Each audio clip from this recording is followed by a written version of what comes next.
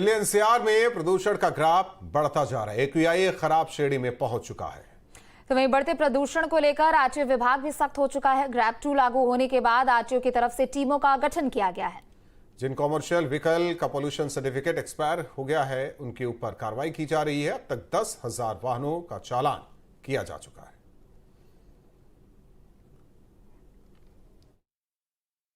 Ghaziabad Delhi NCR के अंदर इस वक्त सबसे बड़ी अगर कोई समस्या है तो वो है बढ़ता हुआ पॉल्यूशन। उस पर कंट्रोल करने के लिए हर विभाग अपनी तरफ से पहल कर रहा है और इसी पर बातचीत के लिए हमारे साथ गाजियाबाद के आरटीओ प्रमोद कुमार सिंह मौजूद हैं। उनसे हम बात करेंगे कि किस तरह की कार्रवाई की जाएगी आरटीओ की तरफ से, क्योंकि बहुत से ऐसे वाहन हैं या यूं कहें कि हजारों की संख्या में ऐसे वाहन हैं जो सड़कों पर बिना पॉल्यूशन सर्टिफिकेट के दौड़ रहे हैं और जिसकी वजह से पॉल्यूशन में इजाफा भी हो रहा है।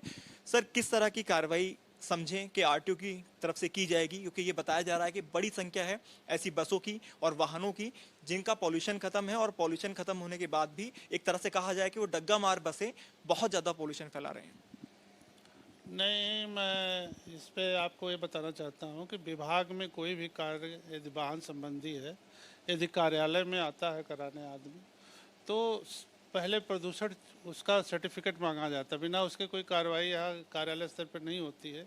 इसके अलावा हमारे जो दल हैं, 5 प्रवर्तन दल गाजियाबाद में है और 5 नोएडा में है। इसके अलावा 2 दल हापुड़ और 2 बुलंदशहर में है।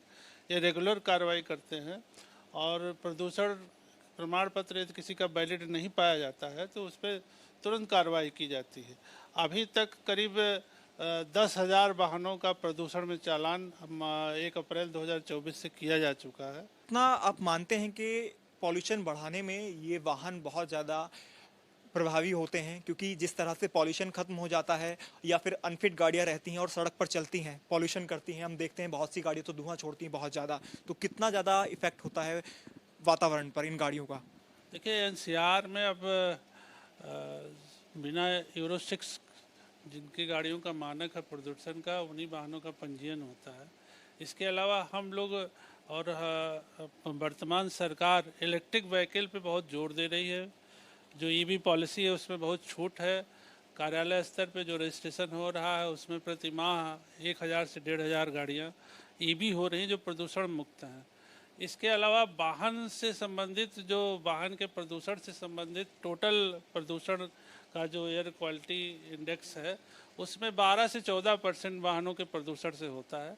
और हम लोग दिन रात 24 घंटे ये प्रयास कर रहे हैं कि ग्रेप 3 तक न जाए कम से कम हमारे मंडल में, और कोशिश करेंगे कि मैक्सिमम चालान कराया जाए इसका। धन्यवाद सर बातचीत के लिए। तो ये थे हमारे साथ आरटीओ प्रमोद कुमार सिंह, जिन्होंने बताया कि दिवाली से पहले वृहद स्तर पर कार्रवाई की जाएगी ऐसी गाड़ियां, ऐसी बसों के खिलाफ जिनका पॉल्यूशन सर्टिफिकेट एक्सपायर कर गया है और जो पॉल्यूशन फैलाने में कारगर होती हैं। हालांकि ये जो व्हीकल हैं उसके बारे में भी बताया गया कि 12 से 14% व्हीकल के द्वारा पॉल्यूशन इंक्रीज होता है, लेकिन ग्रैप 3 लागू ना हो उसको लेकर आरटीओ सजग है और उसको लेकर कार्रवाई भी की जाएगी। वीडियो जर्नलिस्ट अमित कुमार के साथ हिमांशु शर्मा, न्यूज़ स्टेट, गाजियाबाद। और चलिए फिलहाल इस